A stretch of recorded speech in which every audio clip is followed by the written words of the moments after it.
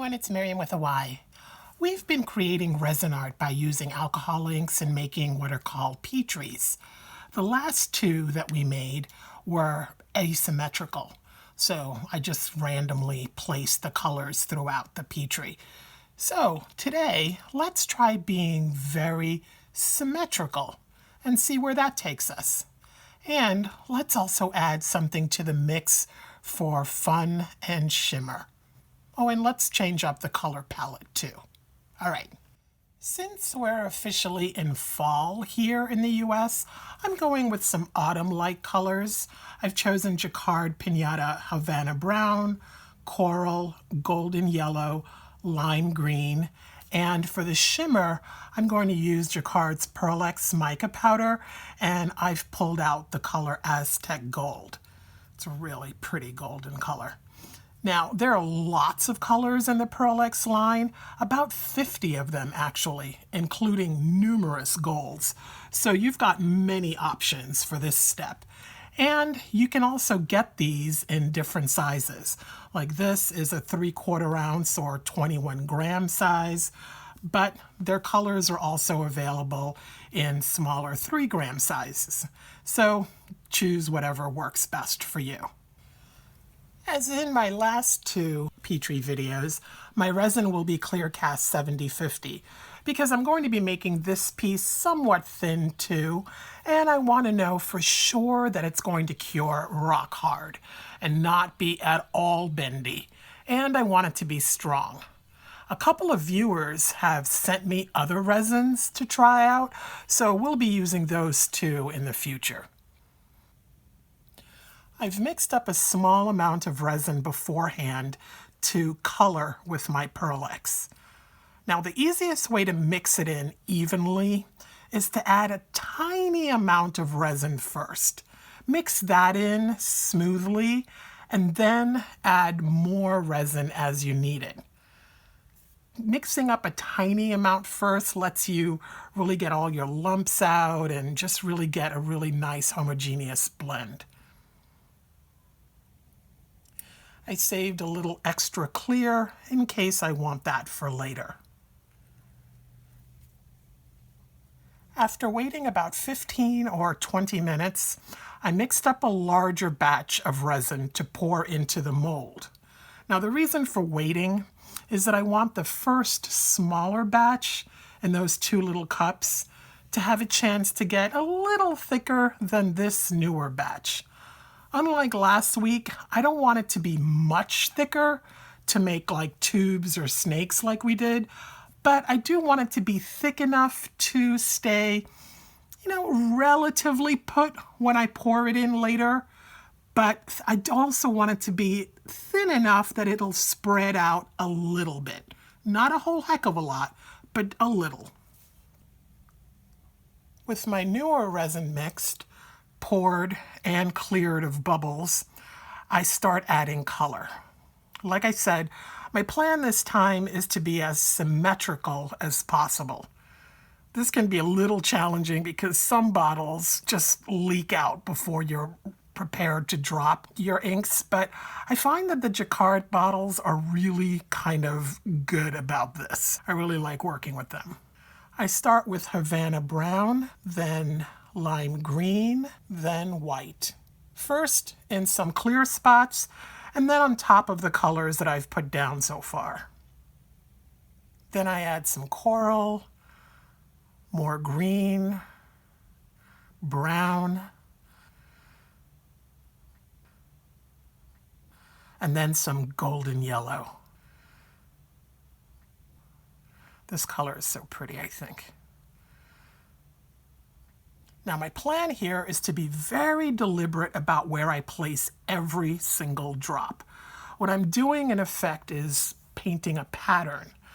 I really recommend doing that at times when you make resin art, just every now and then. It's kind of fun to create with intention rather than just being random. And if you ever want to reproduce an effect, you have an increased chance if you can follow a specific pattern. Now let's add some gold. I really want to maintain a pattern here too, So I pour as carefully as I can. I tend to start symmetrical pours in the middle because that first drop is often bigger than I want. So better it be in the middle than somewhere else, throwing off my pattern. Now the gold resin will slowly sink, so those wide trails that we're seeing forming right now, they're going to close up eventually, and they'll leave hair-thin, almost invisible trails in their place. And I'm kind of after that, because here I kind of want a pretty pattern on top, and my plan is that the gold does something interesting when we take this out of the mold and look on the other side. But since I don't know what's going to happen completely down there, I at least want to know that whatever I do up here will be pretty cool. With that finished, I decide I want to add some feathery touches along the border. To do this, I add more drops of white very close to the edges of the mold, and then I let them spread. Next, I add color. In this case, I'm going to use that pretty yellow on top of the white, but also as close to the edge as possible. So what's going to happen is that those new drops will slowly blend and pull at the white that's floating on the top, and it's going to create this ethereal, feathery look that I want. And I also get to keep that white edge along each of the original drops. This is an effect I use a lot for really pretty border touches. I love the painterly look that results. Seriously, give this a try. I really think you'll like feeling as if you're painting on your resin. I think you'll feel more connected to the piece when you take control of the inks somewhat, and you kind of make them do what you want, where you want. Making random ink drop pieces is fun, but I think there's really something to be said for just really planning out what you're going to do with each and every drop. It's kind of fun. At least I think so. My last step is to create some more cuts in the white patches that are floating on top. My goal here is to give those patches like a fractured, mosaic-y kind of look. I'm hoping that's going to look interesting once the gold sinks and those trails collapse and become thin again. So the gold lines that I'm making now are super thin, so they will most likely not show up much on the other side. If they do, that's fine, but my intention here with them is more about getting this fractured look in the white on this side. This is what I've got now. I love this look. It reminds me of butterfly wings. Now I'm hoping that not too much of it changes, given that I've added a lot of white and it's dried here on the surface. It should stay put. Fingers are definitely crossed. So before putting this to bed, I'm going to cover this up to prevent any dust particles, and we will check on this tomorrow.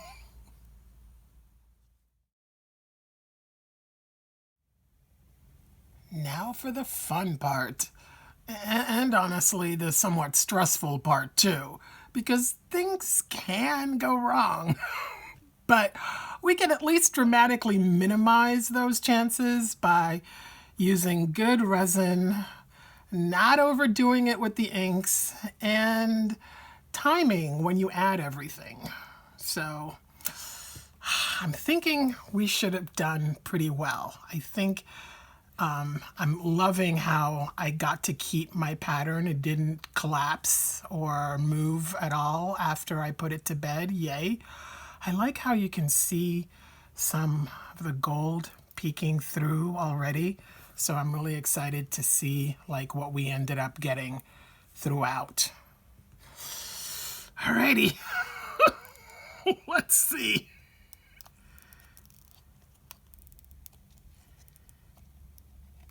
The mold is separating well. That's always good.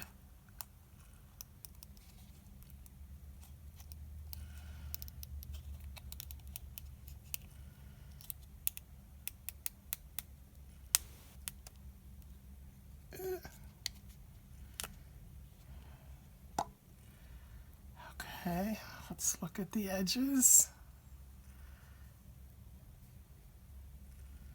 They worked out pretty well. And